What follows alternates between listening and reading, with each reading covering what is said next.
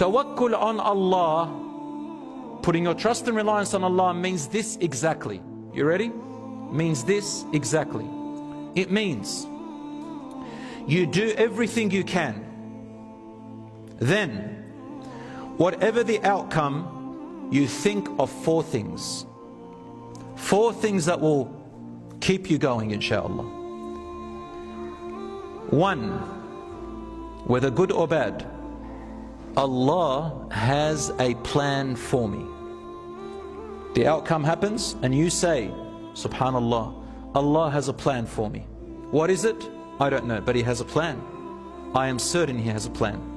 Number 2, if it's a suffering that happened to you, say 100% good is going to come out of this suffering. 100%. Good is going to come out of this suffering I'm going through, and it will. Or number 3, this suffering is a test for me. I know this is a test from Allah. It's possibly a test for my hereafter, and a test of knowing myself. I will pass it and I will not let it overcome me. You know that test one and this suffering and all that? The shaitan will come to you right at the point of your lowest point. He will come to you right at the point where the outcome happens. Sometimes you might think, oh, I expected more of an outcome. It didn't happen that way. The shaitan comes to you and says, I've got him. I've got him and her. I'm going to start whispering right now. What do they whisper? You missed out on this, man. You could have done that. You're a failure. You had this opportunity. Your friend does it. You missed out. What are you doing? You're a failure. I told you you're a failure. You would have been whispering like that. Or if you failed, says, I told you you're not good.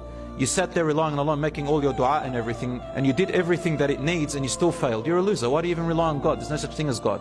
That shaitan will get you right there, brothers and sisters, right there. Sometimes the shaitan will come to you and say, pray more, pray more. Pray more, pray more, pray more, pray more. As soon as you think you failed in something, you'll say, see, I told you. You prayed all those prayers, all these sheikhs are telling you something, you failed still. Leave prayer. Right there is where the shaitan uses vulnerability. But guess what, brothers and sisters? The shaitan has no power over you. The Quran says this, that on the day of judgment, Allah subhanahu wa ta'ala says, قال قرينه ربنا ما أطغيته ولكن كان في ضلال بعيد. His own or her own shaitan that is born within, the qareen, will say on the day of judgment, oh my Lord, I did not make them go astray, but he or she was too far. They already thought bad about themselves. They were too far away. They were diving way far away. I just whispered and they listened. In another verse, the shaitan says, Iblis himself stands in hellfire and makes a khutbah, a sermon, and says to everybody in hellfire, hey everyone, let's make a deal right now. I know you're all going to blame me. Let's just agree. I don't blame you. You don't blame me. Every man to himself. I just called you and you listened. So don't hold anything against me, man. I had no power over you. Wallahi, the shaitan will say that. So you have power over yourself, brothers and sisters.